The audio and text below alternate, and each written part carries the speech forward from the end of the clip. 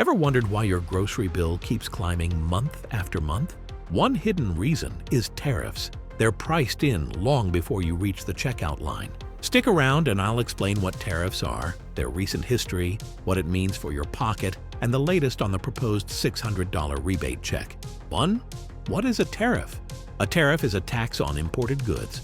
In the United States, the company that brings the product into the country pays the duty to the federal government at the border, and that cost gets folded into the total cost to put the product on U.S. shelves. You won't see a tariff line on your grocery receipt because it's baked into the price over time. Governments use tariffs to raise revenue, gain leverage in trade negotiations, and shield certain domestic industries from foreign competition.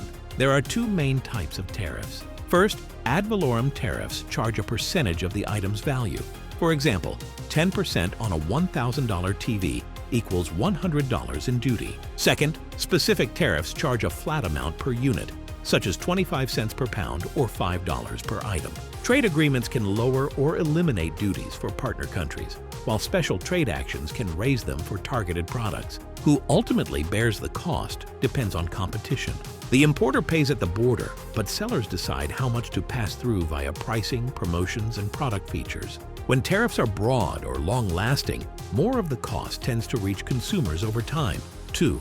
Their recent history from 2018 to now. In 2018, the United States invoked existing trade laws to impose new tariffs. First, under Section 232 of the Trade Expansion Act of 1962, the government imposed national security tariffs on steel and aluminum from many countries. Second, under Section 301 of the Trade Act of 1974, it placed tariffs on a wide range of Chinese imports in response to specific trade practices.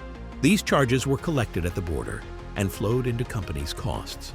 They reset the baseline for many supply chains, rather than creating a short-lived policy blip. Trading partners responded with tariffs on U.S. exports, and supply chains rerouted toward alternative suppliers. Some countries negotiated carve-outs or quota arrangements, and the United States granted temporary exclusions for specific parts and materials when substitutes were hard to find. Even with those adjustments, a large share of the Section 232 and Section 301 measures remained in force for years, and firms incorporated the new costs into contracts, pricing, and sourcing. In 2024, after the required 4-year review, the administration kept the core China tariffs and increased rates in targeted categories. These categories included Chinese electric vehicles, solar inputs, semiconductors, and certain metals. Several of the changes are scheduled to phase in through 2026. The policy did not end in 2018. It evolved, and it continues to shape prices, sourcing decisions, and negotiating leverage today. 3. What it means for your pocket. You feel tariffs most in everyday prices because higher import costs move through suppliers and into stores. Early on, the change shows up as fewer deals, shorter sales windows, or slightly smaller packages.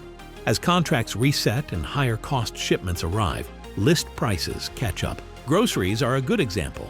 Imported ingredients, packaging, and the equipment used to process and stock food all get more expensive upstream.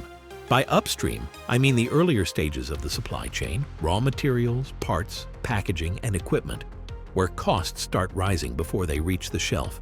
Home projects and big purchases feel it as well. Goods that rely on steel, aluminum, or imported components, such as fixtures, tools, electronics, and some auto parts, become more expensive to stock. And retailers eventually reflect that in the total you pay, either as reduced discounts or a new, higher sticker price. Do tariffs protect jobs?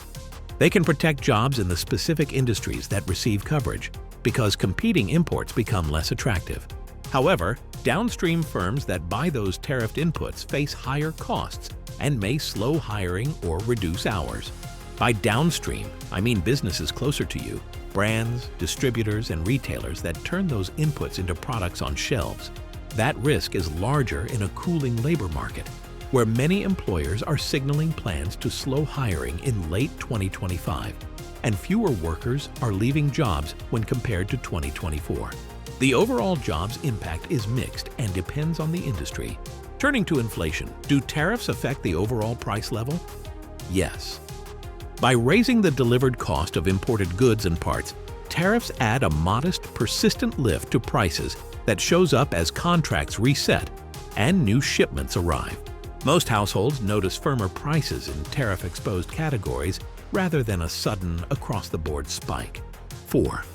The latest on the proposed $600 rebate check. The American Worker Rebate Act of 2025 would create a one-time refundable tax credit funded by tariff revenue. It sets a minimum of $600 per adult and $600 per qualifying child, with the per-person amount increasing if tariff receipts exceed projections. The bill would add a new section to the tax code, authorize advance payments, and use income phase-outs tied to your filing status. The bill would also shield the payment from most federal offsets. Offsets reduce payments from the federal government, such as tax refunds or benefits, to collect past due debts, so most eligible households would receive the full amount.